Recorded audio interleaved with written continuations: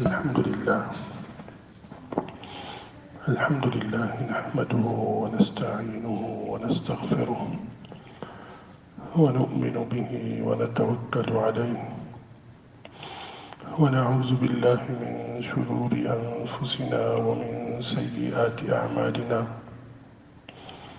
من يهده الله فلا مضل له ومن يضلل فلا هادي له وأشهد أن لا إله إلا الله وحده لا شريك له وأشهد أن سيدنا وسندنا ونبينا ومولانا محمدا عبده ورسوله صلى الله تعالى عليه وعلى آله وأصحابه وبارك وسلم تسليما كثيرا كثيرا. أما بعد، فأعوذ بالله من الشيطان الرجيم. بسم الله الرحمن الرحيم. والله ولي المؤمنين. صدق الله مولانا العظيم وصدق رسوله النبي الكريم ونحن على ذلك لمن الشاهدين والشاكرين والحمد لله رب العالمين.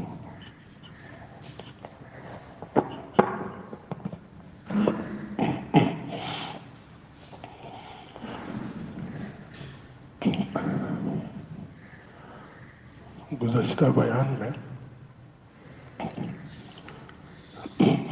یہ مضمون بیان کیا تھا کہ یہ جو تصوف اور سلوک کی جو محنت ہے اس کا مقصد کیا ہے اور یہ کیوں کی جاتی ہے.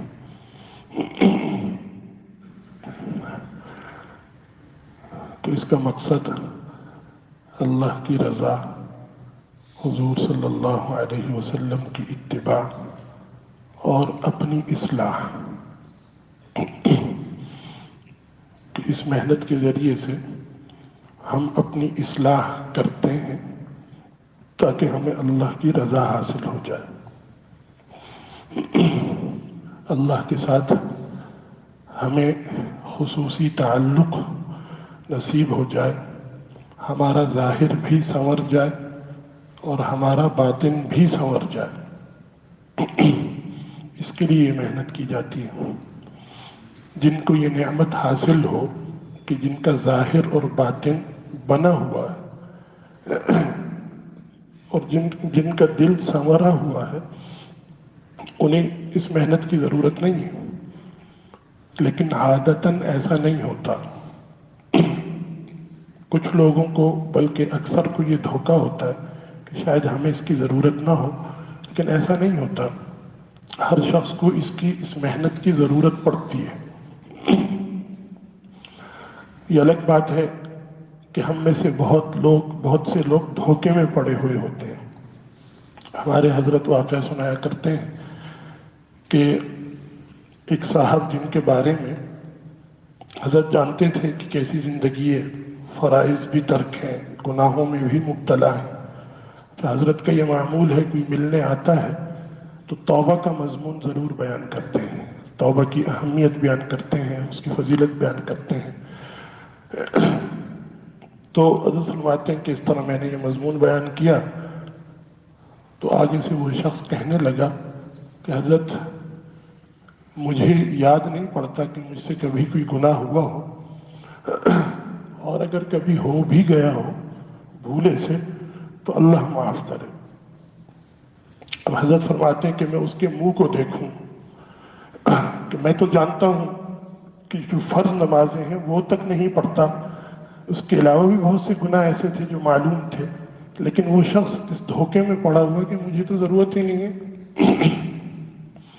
تو ہم میں سے ہر شخص اپنی خود ایک تشخیص کر سکتا ہے کہ ہمیں اس کی ضرورت ہے یا نہیں اس محنت کی. جیسا کہ میں نے گزشتہ بیان میں عرض کیا تھا نا کہ دین کے جو مختلف شعبے ہیں، عقائد ہیں، عبادات ہیں، معاملات ہیں، اخلاق ہیں، یہ بڑے بڑے شعبے ہیں. ان کی ایک فہرست آپ بنائیں اور پھر اس فہرست آپ جائزہ لیں.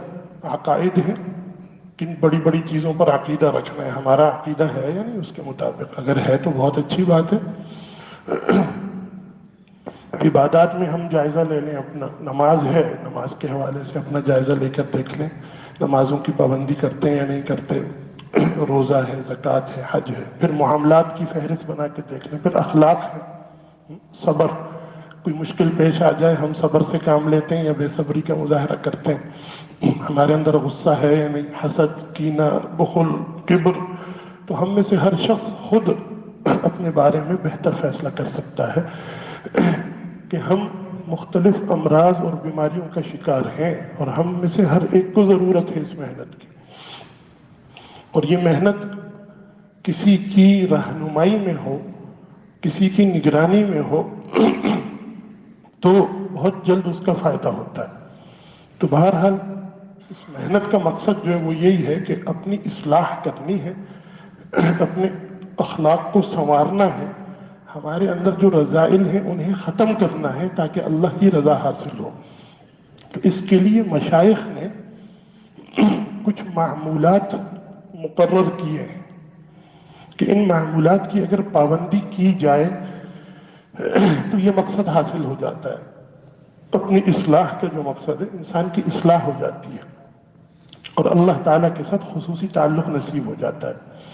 یہ جتنے بھی معمولات ہیں سب قرآن و سنت ہی سے ثابت ہیں، البتہ انتخاب یہ مشائخ کا اپنا ہے، بے شمار ہیں، ان میں سے کچھ منتخب کر لیے، انتخاب یہ مشائخ کا ہے، لیکن ہے قرآن و سنت سے ثابت۔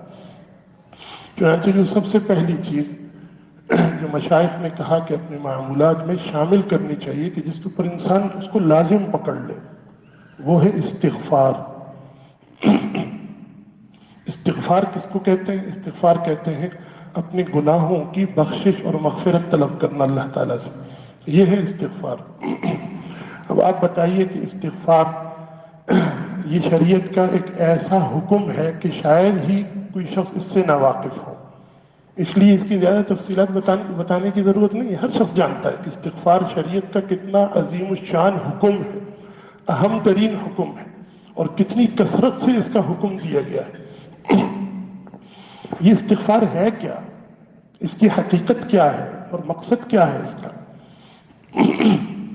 اگر آپ غور کریں تو استغفار کا مقصد یہ ہے کہ جیسے انسان، ظاہری جسم انسان کا، اس کا بدن میلا کچیلا ہو جاتا ہے، گندگی لگ جاتی ہے، کپڑے اس کے گندے ہو جاتے ہیں، تو وہ نہا دھو کر اور اپنے کپڑوں کو دھو کر پاک صاف کر لیتا ہے۔ استغفار کا بھی مقصد یہی ہے کہ جب انسان سے گناہ ہو جاتے ہیں اور گناہ سے انسان گناہ کی نجاست میں اور غلاظت میں لتھڑ جاتا ہے، اس سے پاک صاف کرنے کا طریقہ یہ ہے کہ انسان استغفار کرے، استغفر اللہ ربی من کل ذنب واتوب الیہ، یہ ہے استغفار کی حقیقت۔ بعض سلف سے پوچھا گیا کہ کیف انت ودینک، آپ اپنا حال تو سنائیں اور اپنی دینی حالت کا تو بتائیں کیسی چل رہی ہے؟ فرمایا کہ تمزقہ المعاصی وارقعہ بالاستغفار، کہ میری دینی حالت یہ ہے کہ گناہ اس میں سوراخ کیے جا رہے ہیں اور میں استغفار کے ذریعے سے اسے رفع کیے جا رہا ہوں۔ جس طرح کپڑے میں چھید ہو جاتا ہے، کپڑے میں سوراخ ہو جاتا ہے اور اس کو رفع کے ذریعے سے اس چھید کو، سوراخ کو بند کر دیا جاتا ہے، استغفار کا کام بھی یہی ہے۔ البتہ یہ استغفار دھیان کے ساتھ کیا جائے، توجہ کے ساتھ کیا جائے، حضوری قلب کے ساتھ کیا جائے، اور انسان ندامت کے ساتھ، احساس ندامت کے ساتھ کرے تو اس کا فائدہ ہوتا ہے۔ روئے، رونا نہ آئے تو رونے کی شکل بنا لے، فَإِن لَمْ تَبْكُوا فَتَبَاكَوْا، رونا نہ آئے تو رونے کی شکل بنا لو۔ دھیان کے ساتھ، توجہ کے ساتھ کرے تو اس کا پھر فائدہ ہوتا ہے، اور تزکیہ نفس کا جو مقصد ہے وہ اس سے حاصل ہوتا ہے۔ حضرت مدنی رحمت اللہ علیہ کے بارے میں آتا ہے کہ آپ کا معمول تھا کہ جب آپ استغفار کے لیے بیٹھتے تھے تو تسبیح ہاتھ میں لیتے اور اپنے سامنے ایک کپڑا بچھا دیا کرتے تھے، اور استغفار کرتے جا رہے ہیں اور ساتھ ہی آنکھوں سے آنسو ٹپکتے جا رہے ہیں، یہاں تک کہ وہ پورا کپڑا بھیگ جاتا تھا. اس طرح رو رو کر استغفار کرتے تھے. اور آتا ہے کہ بعض اوقات تو اتنی شدت کا گریہ طاری ہوتا تھا کہ یوں معلوم ہوتا تھا جیسے کوئی کسی چھوٹے بچے کو پیٹ رہا ہو اور وہ رو رہا ہے. تو استغفار جب اس طریقے سے کیا جائے تو اس سے انسان کا جو نفس ہے اس کا تزکیہ ہوتا ہے دھیان کے ساتھ. ایسا نہ ہو کہ جیسا کہ حضرت رابعہ بصریہ فرماتی ہے کہ ہمارا استغفار تو ایسا ہوتا ہے کہ وہ خود اس پر استغفار ہمیں کرنا چاہیے. استغفارنا یحتاج الی استغفار کثیر، کہ ہم جب استغفار کرتے ہیں تو ہم اس طرح استغفار کرتے ہیں، اس طرح غفلت کے عالم میں استغفار کر رہے ہوتے ہیں کہ اس استغفار پر استغفار بنتا ہے. اس لیے بعض سلف سے یہ منقول ہے کہ جب انسان استغفار کرے تو استغفر اللہ کا صیغہ استعمال نہ کرے، یعنی یوں استغفار نہ کرے استغفر اللہ ربی کہ میں استغفار کرتا ہوں. کہا کیوں؟ کہ اگر وہ یوں کہتا ہے کہ میں استغفار کرتا ہوں اور دل حاضر ہے تب تو صحیح ہے، لیکن اگر وہ یوں کہتا ہے استغفر اللہ میں استغفار کرتا ہوں اور دل حاضر نہیں ہے تو جھوٹ بول رہا ہے. اس لیے کہ استغفار کہاں کر رہا ہے، وہ زبان سے تو وہ کہہ رہا ہے استغفر اللہ، لیکن وہ دل سے جب وہ متوجہ نہیں ہے تو وہ استغفار کہاں کر رہا ہے، وہ جھوٹ بول رہا ہے. تو اس جھوٹ سے بچنے کے لیے بجائے استغفر اللہ کے دعا کا صیغہ استعمال کرے، یوں کہ اللہم اغفر لی، اے اللہ مجھے بخش دیجئے، تب علیہ میری توبہ قبول کر لیجئے. یعنی یہاں تک کہا کہ ہم غفلت کے عالم میں استغفار کرتے ہیں تو اس پر خود استغفار بنتا ہے. بہرحال لیکن چونکہ سنت سے ثابت ہے استغفر اللہ کا صیغہ، اس لیے اس سے منع نہیں کرتے، بالکل ان الفاظ سے بھی کرنا چاہیے. اور جیسے ہی غفلت ہو تو پھر انسان دھیان متوجہ ہو جائے، غفلت ہو پھر متوجہ ہو جائے. تو ایک تو یہ کہ استغفار کا معمول بنا لے، صبح شام ایک ایک تسبیح اس کی، یہ کم از کم صبح شام کہ انسان ایک تسبیح صبح استغفار کر لے، ایک تسبیح شام کے وقت استغفار کر لے. جب بھی گناہ ہو جائے استغفار کر لے، جب بھی گناہ ہو جائے استغفار کر لے، لیکن صبح شام کا تو یہ معمول بنا لے. حضرت مجدد الفسانی رحمۃ اللہ علیہ نے اپنے مکتوبات میں لکھا ہے کہ اس امت میں ایسے ایسے لوگ گزرے ہیں کہ فرشتوں کو 20 سال تک ان کے نام اعمال میں گناہ لکھنے کا موقع نہیں ملا. یعنی 20 سال کا طویل عرصہ گزر گیا، فرشتوں کو نام اعمال میں گناہ لکھنے کا موقع نہیں ملا. فرمایا کہ یہ کیسے؟ کہا کہ یہ لوگ وہ لوگ ہیں کہ جنہوں نے اپنی طبیعتوں کو شریعت کے مطابق ڈھال لیا ہے، گناہ ہی نہیں ہوتے، اور اگر کبھی گناہ ہو جائے تو پھر اس وقت تک چین سے نہیں بیٹھتے جب تک کہ رو رو کر اللہ کو منا نہ لیں. اور آپ جانتے ہیں کہ جب انسان سے گناہ ہو جائے تو فوراً نامہ اعمال میں نہیں لکھا جاتا، بلکہ کچھ دیر انتظار کیا جاتا ہے کہ آیا یہ شخص اسے ندامت ہوتی ہے یا نہیں ہوتی، یہ شرمندہ ہوتا ہے یا نہیں ہوتا، اسے احساس ہوتا ہے یا نہیں ہوتا. اگر شخص کسی سے گناہ ہو جائے اور وہ اپنے کیے پر شرمندہ ہو، نادم ہو، اسے احساس ہو جائے تو اللہ تعالیٰ فرشتوں کو گناہ لکھنے ہی نہیں دیتے. تو یہ استغفار کی یہ برکات ہے. تو ایک تو مشائخ نے کہا کہ اس کو انسان اپنا معمول بنا لے کہ صبح شام اس کی کم از کم ایک ایک تسبیح ضرور پڑھے، کوئی بھی صیغہ پڑھ سکتے ہیں، استغفر اللہ ربی من کل ذنب واتوب الیہ. دوسری چیز ہے درود شریف، کہ انسان درود شریف کا معمول بنا لے. یہ درود شریف کیا ہے؟ یہ درود شریف یہ ہے کہ بندہ اپنے رب سے یہ درخواست کرتا ہے کہ اے اللہ میں اپنے محبوب پیغمبر کو، اپنے محسن اعظم کو ایک تحفہ بھیجنا چاہتا ہوں، لیکن میری اوقات نہیں ہے، میری یہ اوقات نہیں ہے، اس لیے میں آپ سے یہ درخواست کرتا ہوں کہ اے اللہ اپنی خصوصی اور کامل رحمتیں ان پر نازل فرمائیے. یہ ہے درود کی حقیقت. قرآن کریم میں اب یہ درود، یہ حکم بھی شریعت کا مشہور حکم ہے، ہر شخص اس سے واقف، اس کی فضیلت سے واقف، اس کی عظمت اور اہمیت سے واقف ہے، کیا زیادہ تفصیلات انسان بیان کرے. تو مشائخ نے اس کو بھی معمول کا حصہ بنایا. آپ دیکھیے قرآن کریم میں جہاں مؤمنین کو درود اور سلام کا حکم دیا گیا ہے تو حکم بعد میں دیا ہے. پہلے یہ فرمایا ان اللہ و ملائکتہ یصلون علی النبی، کہ یقیناً اللہ تعالی اپنے پیغمبر پر رحمتیں نازل فرماتے ہیں اور اللہ کے فرشتے نبی پر رحمت کے لیے دعائیں کرتے ہیں. پہلے یہ بتلا دیا، اس کے بعد حکم دیے کہ اے ایمان والوں تم بھی درود بھیجو اور سلام بھیجو. کیوں؟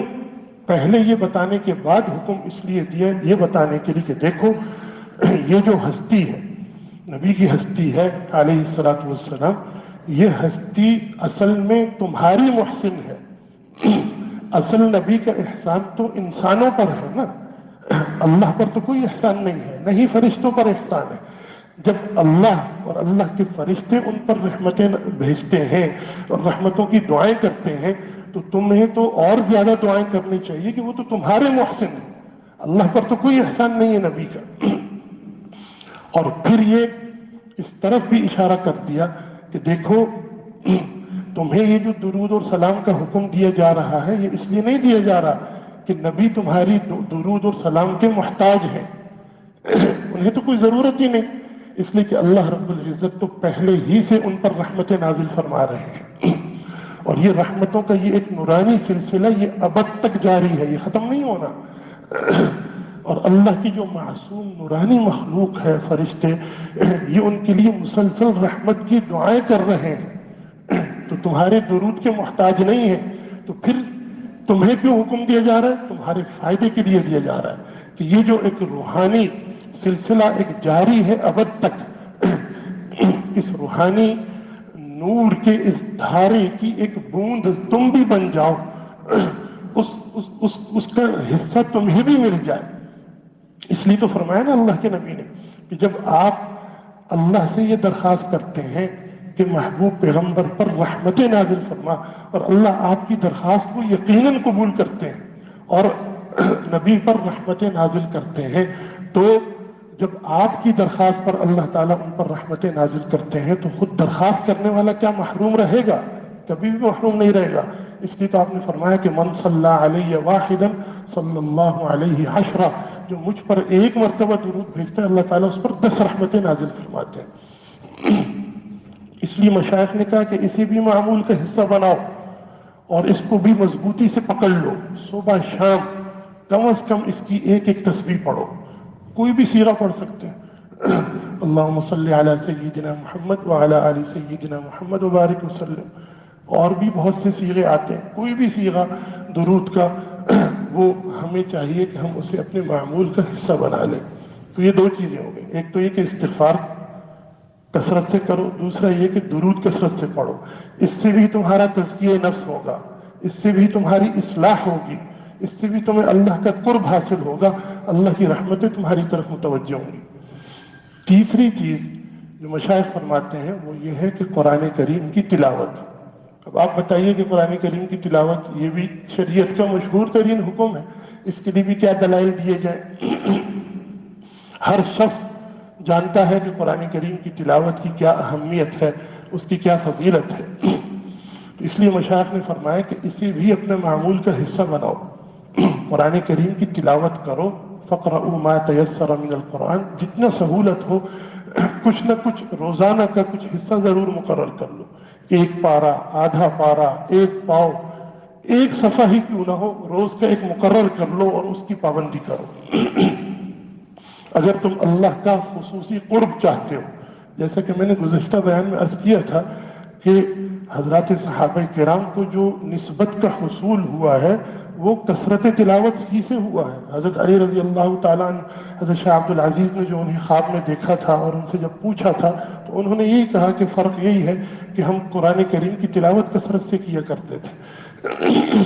تو قرآن کریم کی تلاوت یہ اللہ کا قرب خاص عطا کرنے کے لیے اکسیر کا درجہ رکھتا ہے. فرمایا نا ان للہ اہلین من الناس، کہ کچھ انسانوں میں کچھ لوگ ایسے ہیں جو اللہ کے خاص بندے ہیں. اہل کا لفظ استعمال کیا ہے، یعنی اللہ کا قرب بیان کرنے کے لیے اہل کا لفظ سے سمجھایا ہے اللہ کے نبی نے کہ جس طرح انسان کے گھر والے سب سے زیادہ اس کے قریب ہوتے ہیں، حتیٰ کہ ان کے لیے رشتہ دار کا لفظ بھی استعمال نہیں کیا جاتا. جب آپ کسی کو کہتے ہیں یہ میرا رشتہ دار ہے تو اس میں بھی کچھ دوری ہوتی ہے، لیکن جب کسی کے بارے میں آپ یہ کہتے ہیں کہ یہ میرا گھر والا ہے تو اس سے زیادہ قریبی تعلق کوئی نہیں ہوتا.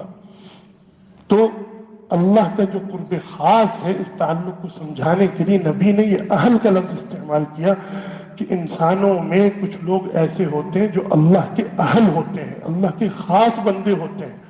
پوچھا گیا کہ یا رسول اللہ کون ہے وہ؟ فرمایا اہل القرآن، اہل اللہ و خاصتہ، قرآن والے، کہ یہ اللہ کے اہل ہوتے ہیں اور اللہ کے خاص بندے ہوتے ہیں. اس لیے مشائخ نے فرمایا کہ تلاوت قرآن کو بھی اپنا معمول بنا لو. یہ 3 چیزیں ہو گئیں. چوتھی چیز ہے مراقبہ. یہ مراقبہ کیا ہے؟ مراقبہ یہ ذکر کا ایک خاص طریقہ ہے. ذکر کسے کہتے ہیں؟ اللہ تعالیٰ کو یاد کرنا. اللہ تعالیٰ کو دل ہی دل میں یاد کرنے کا ایک خاص طریقہ ہے جسے مراقبہ کہتے ہیں.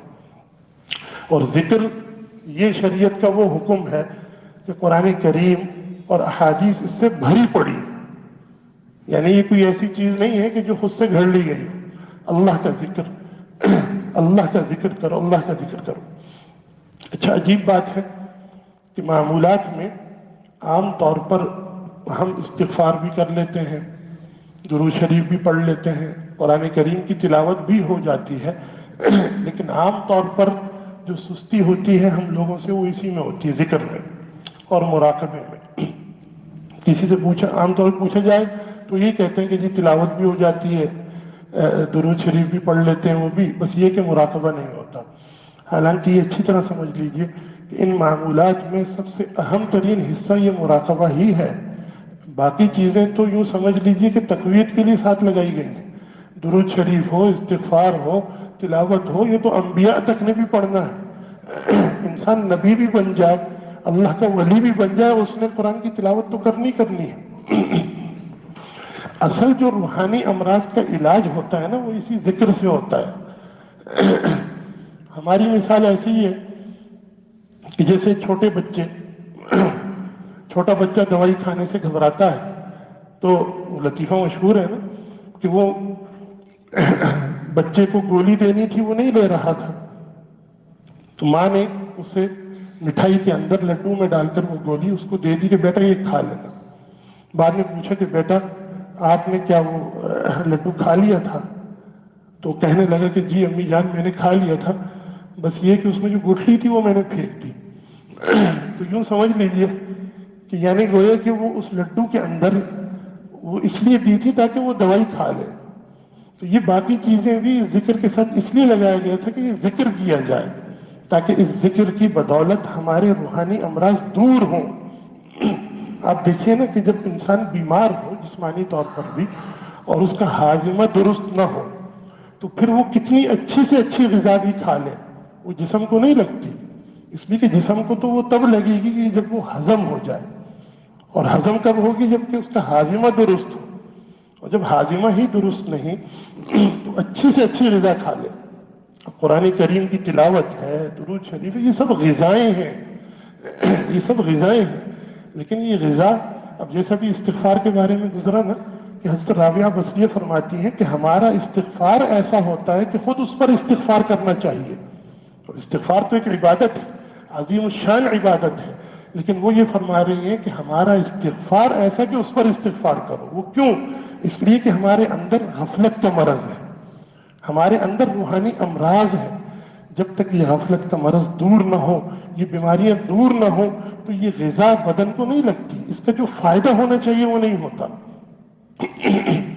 اب آپ دیکھیے قرآن کریم میں اللہ رب العزت نے ذکر کے بارے میں کیا حکم دیا کہ یا ایھا الذین آمنوا اذکروا اللہ، کہ اے ایمان والو اللہ کو یاد کرو.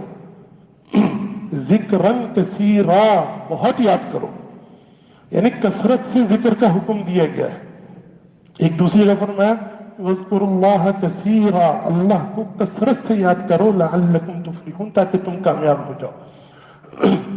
کثرت سے ذکر کتنا کرو، کتنا کرو؟ امام مجاہد رحمہ اللہ فرماتے ہیں اس کی تفسیر میں کہ اللہ کو اتنا یاد کرو کہ لا ینساہ ابدا، کہ پھر کسی حال میں نہ بھولو۔ یہ مطلب ہے اذکروا اللہ کثیرا، اللہ کو اتنی کثرت سے یاد کرو کہ پھر اسے کسی حال میں نہ بھولو۔ انسان کی تین حالتیں ہوتی ہیں، تو وہ کھڑا ہے یا بیٹھا ہے یا لیٹا ہوا ہے۔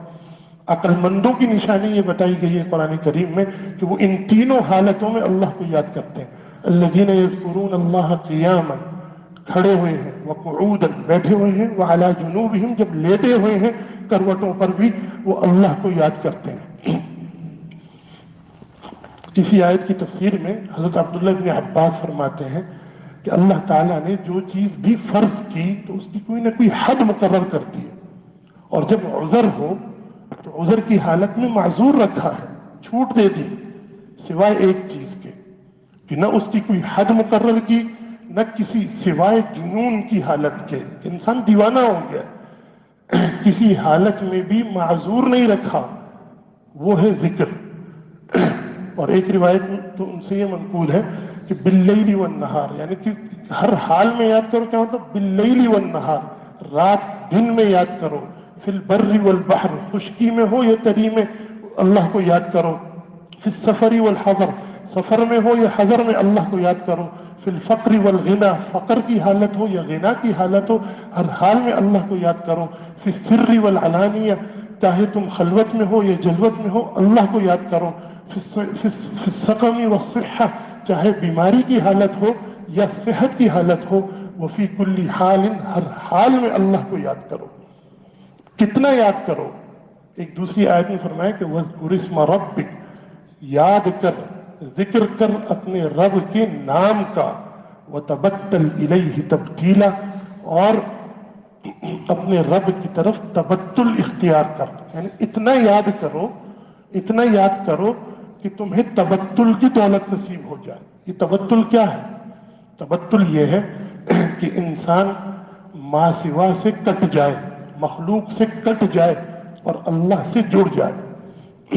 گویا کہ یہ اللہ کا یہ حکم ہے، اس حکم کی ہم نے تعمیل کرنی ہے مرنے سے پہلے پہلے، کہ ہم نے اللہ کو اتنا یاد کرنا ہے کہ ہم ما سوا سے کٹ جائیں، اللہ سے جڑ جائیں۔ اس آیت کا یہ مطلب نہیں ہے کہ ہمیں مخلوق سے ہمیشہ کے لیے کاٹا جا رہا ہے۔ مقصد یہ ہے جیسے کہ کسی بزرگ سے منقول ہے کہ مخلوق سے کٹو اور خالق سے جڑو، پھر خالق کی نسبت سے مخلوق سے جڑو۔ یعنی اس آیت میں یہ تعلیم دی جا رہی ہے کہ کسی کے ساتھ بھی، اللہ کو چھوڑ کر کسی کے ساتھ بھی تمہارا تعلق نفس کے لیے نہیں ہونا چاہیے۔ کسی کے ساتھ بھی تعلق قائم کرو، اس تعلق میں اللہ کو نظر انداز کبھی مت کرنا۔ جس کے ساتھ بھی تعلق قائم کرو، اللہ کے لیے قائم کرو، اللہ کے لیے قائم کرو۔ حضرت حکیم محمد حضرت تھانوی قدس سرہ فرماتے ہیں کہ جب تک اللہ کے ساتھ تعلق انسان کا مضبوط نہ ہو جائے، اس وقت تک بلا ضرورت مخلوق کے ساتھ تعلق یہ بہت نقصان دیتا ہے۔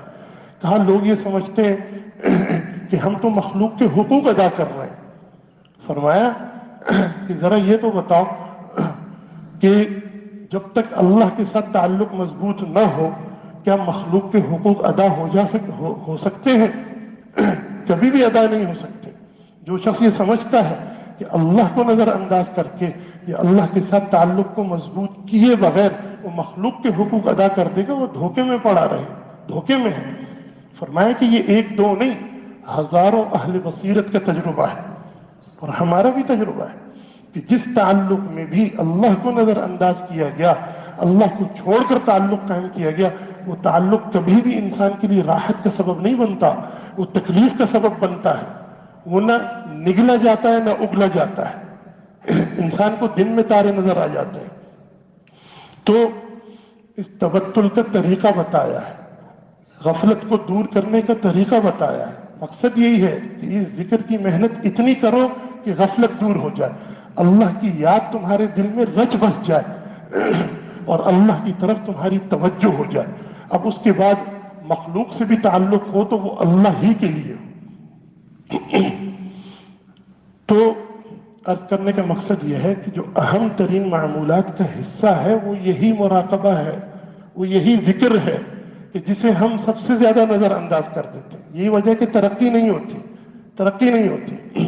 जब तक बीमारी दूर नहीं होगी, जब तक सेहत बहाल नहीं होगी, तो हम जितनी भी अच्छी से अच्छी ग़िज़ाएं इस्तेमाल करते रहें वो हमारे जिस्म को नहीं लगेंगी, नहीं हमें उनसे तक़वियत मिलेगी। अब मुराकबे में होता क्या है, इसका तरीका समझ लें। मुराकबा जैसे कि मैंने अर्ज की कि इसकी हकीकत और कुछ नहीं है, बस ये कि दिल ही दिल में अल्लाह को याद करने का तरीका है।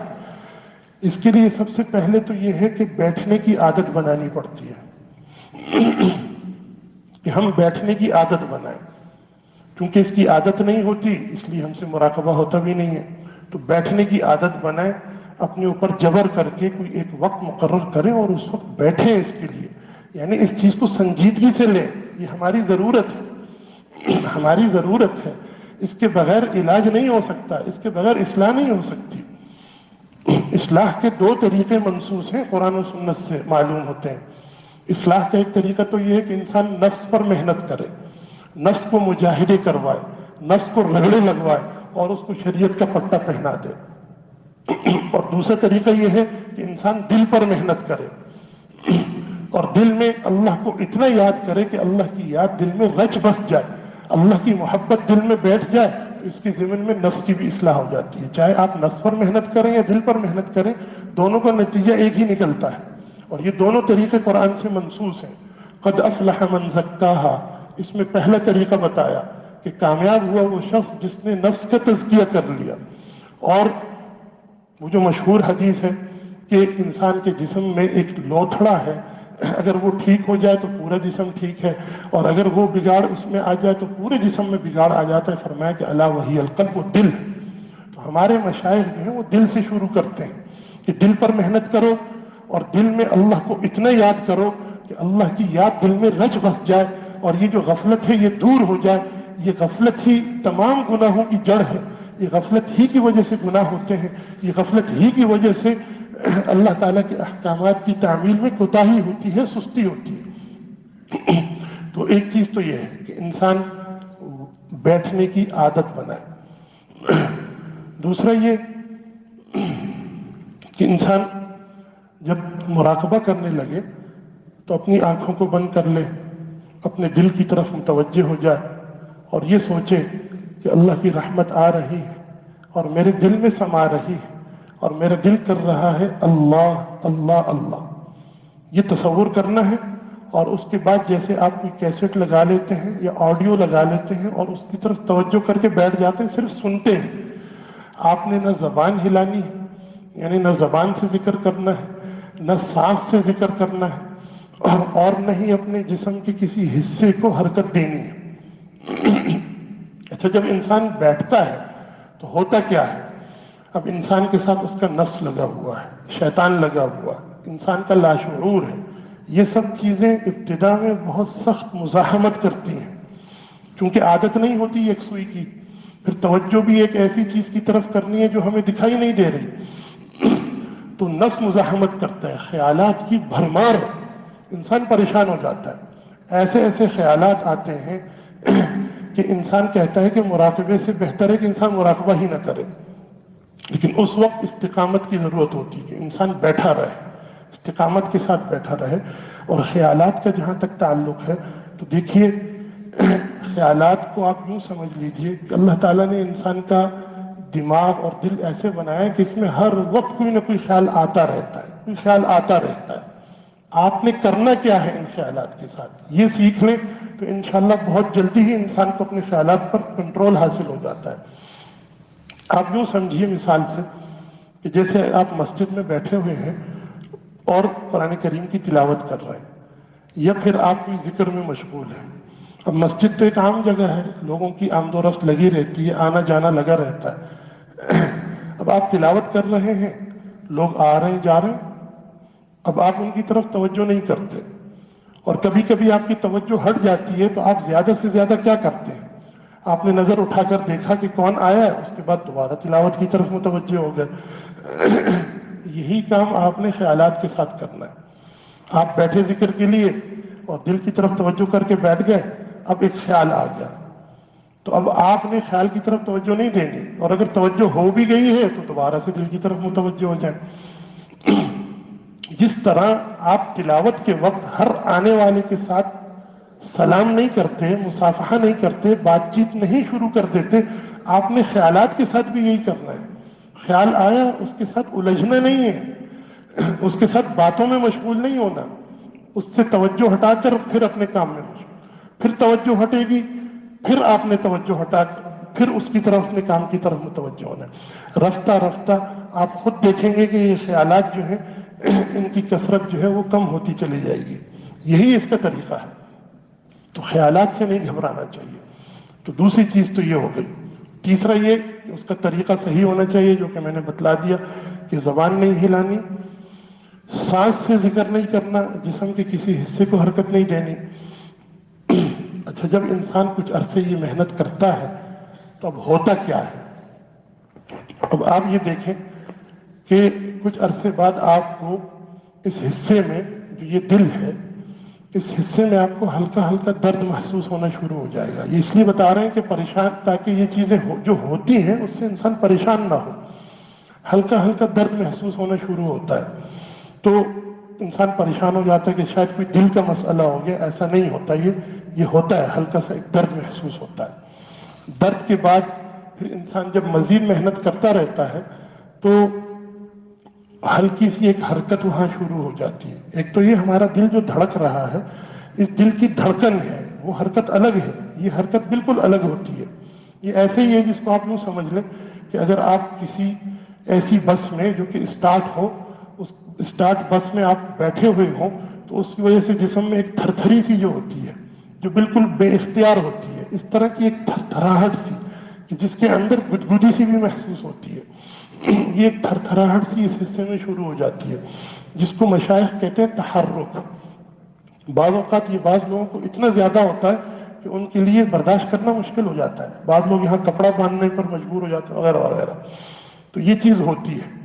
پھر اس کے بعد، اس تحرک کے بعد تذکر کا مرحلہ آتا ہے کہ پھر بعضوں کو تو باقاعدہ سنائی دیتا ہے، محسوس ہوتا ہے کہ دل باقاعدہ اللہ اللہ اللہ کر رہا ہے، اور اگر یہ محسوس نہ بھی ہو تب بھی فکر کی بات نہیں ہے، لیکن یہ اچھی علامات ہیں کہ یہ جو لطیفہ قلب ہے یہ حرکت میں آ گیا ہے، یہ ذاکر بن گیا ہے۔ لیکن یاد رکھیے کہ یہ صرف 2 منٹ 3 منٹ 5 منٹ سے نہیں ہوتا۔ یہ جو 2 منٹ 5 منٹ بتائے جاتے ہیں یہ شروع میں بتائے جاتے ہیں تاکہ انسان گھبرا نہ جائے۔ ہمارے حضرت فرماتے ہیں کہ بھائی یہ بتاؤ کہ کوئی پرائمری کا امتحان بھی انسان صرف 10 منٹ پڑھ کر پاس نہیں کر سکتا۔ پرائمری کا کوئی بچہ اگر روزانہ 10 منٹ پڑھے تو وہ کبھی بھی پرائمری کا امتحان پاس نہیں کر سکتا۔ تو یہ تو ولایت کا امتحان ہم نے دینا ہے، یہ صرف 10 منٹ کے مراقبے سے تھوڑی ہوگا۔ ہاں، آپ شروع 5 منٹ سے کریں، پھر اس کو بڑھاتے جائیں۔ شروع میں چونکہ مشکل ہوتا ہے، 5 سے 6 منٹ 7 منٹ 8 منٹ بڑھاتے بڑھاتے بڑھاتے اس کو کم از کم 20 سے آدھے گھنٹے تک لے جائیں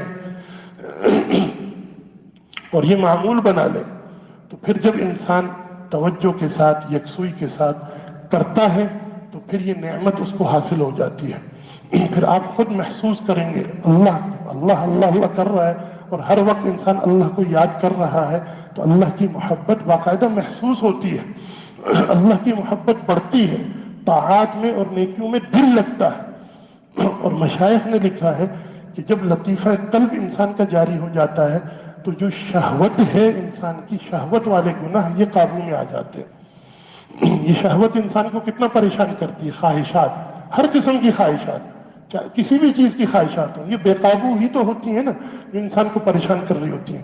لطیفہ قلب جب ذاکر ہو جاتا ہے انسان کی شہوتیں کنٹرول ہو جاتی ہیں۔ تو یہ جو میں نے ابھی عرض کیا تھا نا کہ انسان اگر دل پر محنت کرے تو نفس کی بھی اصلاح ہو جاتی ہے، وہ اس طرح ہوتی ہے کہ دل جب ذاکر ہوتا ہے تو اس کے ضمن میں نفس کی اصلاح ہو جاتی ہے۔ پھر جب یہ ذاکر ہو جاتا ہے تو پھر اگلے لطیفے کا جو ہے وہ سبق شروع ہو جاتا ہے. تو بہرحال یہ ہے مراقبہ، جو سب سے اہم ترین حصہ ہے معمولات کا. اس کو ہمت کر کے کوشش کر کے اس کو انسان کرتا رہے تو اس سے بہت فائدہ ہوتا ہے. پھر پانچویں چیز مشائخ نے بتائی ہے وقوف قلبی. وہ یہ ہوتا ہے کہ آپ نے صبح کے وقت یا عشاء کے وقت 20 منٹ کا آدھے گھنٹے کا مراقبہ کر لیا، تو اب باقی سارا دن کیسا گزاریں گے؟ سارا دن کیا غفلت میں گزارنا ہے؟ نہیں، سارا دن اب آپ نے کیا کرنا ہے؟ اپنی توجہ دل ہی کی طرف رکھنی ہے، اور دل کی توجہ اللہ کی طرف رکھنی ہے. یعنی انسان سارے کام کر رہا ہے، دنیا کے سارے کام کر رہا ہے، لیکن توجہ دل کی طرف رکھنی ہے اس نے، اور دل کی توجہ اللہ کی طرف رکھنی ہے. یہ کیسے ہو سکتا ہے؟ بالکل ہو سکتا ہے. ہم میں سے ہر شخص کو اس کا تجربہ ہوتا ہے کہ ہم دنیا کے کسی نہ کسی کام میں مشغول ہوتے ہیں، لیکن ہمارا دماغ کہیں اور ہوتا ہے. خاص طور پر جب کوئی خیال ہمارے دماغ پر سوار ہو، اللہ نہ کرے گھر میں کوئی بیماری ہو، تو انسان کام کے وقت بھی اس کا دماغ گھر ہی میں ہوتا ہے. کوئی اہم بات پیش آ گئی ہو، انسان کام میں مشغول ہوتا ہے، دل اس کا وہیں پر ہوتا ہے. تو یہ بالکل انسان کے لیے ممکن ہے. ہاں، چونکہ اس کی عادت نہیں ہوتی تو بہت مشکل ہوتا ہے. تو اس کی بھی مشق کرنی پڑتی ہے. مشق یہ کی جائے کہ روزانہ انسان 15 منٹ آدھا گھنٹہ مقرر کر لے کوئی بھی وقت، کہ اس وقت میں وقوف قلبی کے ساتھ یہ وقت گزاروں گا کہ میں اپنا دھیان اپنے دل کی طرف رکھوں گا، اور دل کا دھیان اللہ کی طرف. یعنی یہ تصور کروں گا کہ میرا دل اللہ اللہ اللہ اللہ کر رہا ہے. اب آپ بتائیے، یہ بھی ذکر ہی کی ایک شکل ہے. اللہ کو دل میں یاد کرنا، اس سے کون منع کرتا ہے؟ مشائخ نے ہمارے لیے کتنا آسان کر دیا کہ ہمیں حکم تھا کہ اللہ کو کثرت سے یاد کرو، اتنا یاد کرو کہ اللہ بھولے نہ. مشائخ نے اس کا آسان طریقہ بتا دیا کہ اس طرح تم اپنے دل پر محنت کر لو، وقوف قلبی کے ساتھ رہنے کی مشق کر لو. اذکر اللہ ذکرن کثیرا پر عمل ہو جائے گا، پھر اللہ تعالیٰ کبھی بھولیں گے نہیں. تو یہ پانچویں چیز ہے وقوف قلبی. تین چیزیں تو شروع میں استغفار، درود شریف اور تلاوت، یہ تو ہر ایک نے کرنی ہے. پھر ہے مراقبہ، مراقبے کا طریقہ بتلایا، وقوف قلبی، یہ دو چیزیں ہو گئی. اور چھٹی چیز ہے رابطہ شیخ، کہ جس کے ساتھ بھی، جس کی رہنمائی میں یہ محنت کی جا رہی ہے، ہر ایک کا کسی نہ کسی کے ساتھ کوئی تعلق ہوگا، اس کے ساتھ انسان رابطے میں رہے، اپنے حال احوال بتلاتا رہے. حال احوال میں کیا بتانا ہوتا ہے؟ یہی بتانا ہوتا ہے کہ معمولات ہو رہے نہیں ہو رہے، ہو رہے تب بھی بتائے، نہیں ہو رہے تب بھی بتائے. یہ اور بھی کوئی اس سے متعلق کوئی چیز ہو وہ بتا دے. صرف بتا دینا بھی کافی ہے، آگے سے اگر کوئی اس حوالے سے کوئی ہدایت اور رہنمائی مل جاتی ہے تو اس پر انسان عمل کر لے. تو یہ 6 چیزیں انسان کر لے تو، اور پابندی سے کرتا رہے، تو یہ لاکھوں کروڑوں انسان کا تجربہ ہے کہ انسان کی زندگی میں تبدیلی آتی ہے. اور یہ یاد رکھیے کہ یہ اللہ کا بنایا ہوا نظام ہے کہ جو انسان کے اندر تبدیلی آتی ہے یہ تدریجاً آتی ہے. اس لیے مشائخ نے لکھا ہے کہ جلد بازی نہیں کرنی چاہیے. حضرت تھانوی نے جلد بازی کو موانع میں سے لکھا ہے کہ ذکر انسان سلوک کی محنت کرتا ہے تو اگر جلد بازی کر جاتا ہے نا کہ کیوں اس کے اثرات ظاہر نہیں ہو رہے، اتنی محنت بھی کر رہا ہوں، کہا کہ یہی چیز رکاوٹ بن جاتی ہے. اللہ کا قانون یہ ہے بھائی، خود انسان سوچے کہ جس دل کے بگڑنے میں سالوں لگ گئے تو اس کو اب سنورنے میں کچھ وقت تو لگے گا نا. جس طرح بچہ، چھوٹا بچہ ہے، انسان بچہ تھا، بچے سے جوان ہوا تو ایک دم سے تو نہیں ہوا، سالوں لگے ہیں. اسی طرح تدریجاً تبدیلی آتی ہے غیر محسوس طریقے سے. اگر آپ کسی چھوٹے بچے کو ہر تھوڑی دیر بعد دیکھنا شروع کر دیں کہ یہ کتنا بڑا ہوا ہے تو آپ کو کبھی بھی نظر نہیں آئے گا. ہاں، آپ نے اگر فرق دیکھنا ہے تو 3 مہینے 6 مہینے کا آپ فرق سے دیکھیں کہ 3 مہینے بعد وہ کتنا تھا اور 3 مہینے بعد کتنا ہو چکا ہے. تو اسی طرح یہ جو تبدیلی آتی ہے انسان کے اندر آ رہی ہوتی ہے بالکل غیر محسوس انداز میں. لیکن اگر آپ اس کو دیکھنا چاہتے ہیں تو کچھ وقت کے بعد آپ دیکھیں، آپ کو یقیناً اپنے اندر تبدیلی محسوس ہوگی، بشرطے کہ معمولات کی پابندی ہو رہی ہو.